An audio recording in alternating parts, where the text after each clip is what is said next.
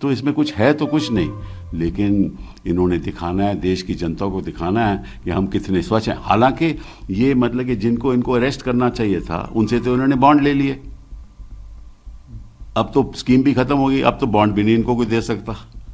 तो India alliance को खुद तय करना है क्या करना है क्या नहीं करना। मैं तो शुरुआत से कह रहा हूँ ये बात कि अलायंस को इकट्ठा होकर इसकी खिलाफत करनी चाहिए। और जिस तरह से तानाशाही चल रही है और दुरुपयोग हो रहा है, और इस केस में है क्या, कुछ भी नहीं, जीरो केस है।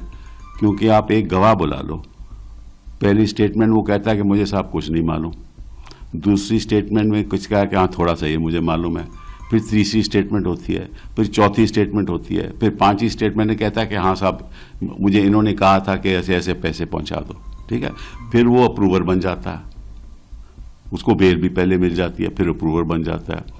ऐसे दिनेश अरोड़ा, मंगुंता, ये सभी लोग ऐसे ही अप्रूवर बने। गवाही तो सिर्फ अप्रूवर्स की है, और सुप्रीम कोर्ट ने कई फैसलों ने कहा है कि अप्रूवर की गवाही ऐसे मानी नहीं जाती जब तक कोई ठोस सबूत साथ में नहीं हो।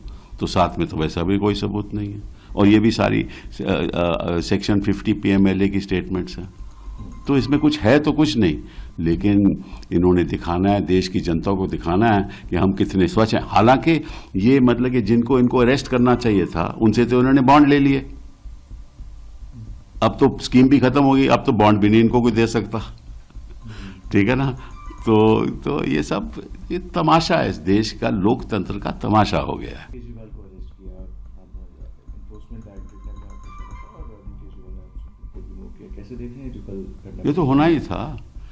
ये तो जो जब शुरुआत हुई थी ना, तो हमने कहा था पिक्चर अभी बाकी है, तो पिक्चर सामने आ रही है। इन्होंने जो भी चुनाव लड़ना चाहता है, जो भी एक दल का नेतृत्व संभालता है, उनको ये अरेस्ट करेंगे।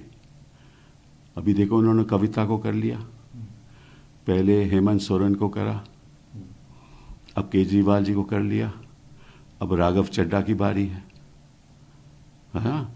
और उसके अगर नीतीश कुमार जी अगर इनके साथ दोबारा नहीं जाते तो हो सकता है कि वहाँ भी कुछ ऐसा होता। और इन्होंने महाराष्ट्र में कई लोगों को अरेस्ट किया ऐसा, फिर उन्होंने बीजेपी ज्वाइन कर ली। तो ये तो इनकी राजनीति है, ये तो साफ जाहिर है। और अगर कोर्ट्स चौकन्ना नहीं रहेंगे, खामोश रहेंगे, तो ऐसा चलता रहेगा। अभी भी मैं कहता हूँ पिक्चर अभी बाकी है। जब अरेस्ट हुआ तो आपने एक ट्वीट भी किया, आपने कहा mother of democracy has demonstrated that ED is the most obedient son. आप काफी टाइम से ये मैंने सुबह एक और किया है, और ट्वीट का है कि जो इस सरकार की जो मिनिस्टर ऑफ स्टेट है ना डिफैक्टो, वो ईडी है, और साथ में मोस्ट ओबीडिएंट सर्वेंट भी है। तो ED should be given the खिताब of MOS, government of India. से बात कर लेते हैं, जिस तरीके से आम आदमी पार्टी ने भी नेशन वाइड प्रोटेस्ट का डिसाइड किया है और इनवाइट किया है इंडिया ब्लॉक के लीडर्स को ज्वाइन करने के लिए। इंडिया ब्लॉक के लिए अभी आपके हिसाब से क्या एडवाइस? नहीं, मैं क्यों किसी को एडवाइस दूँ?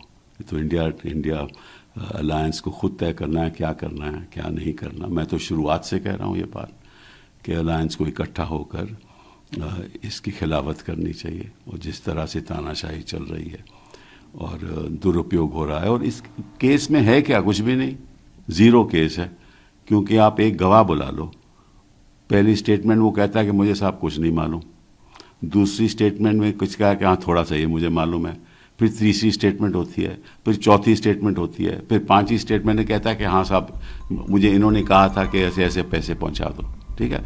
फिर वो अप्रूवर बन जाता है, उसको बेल भी पहले मिल जाती है, फिर अप्रूवर बन जाता है।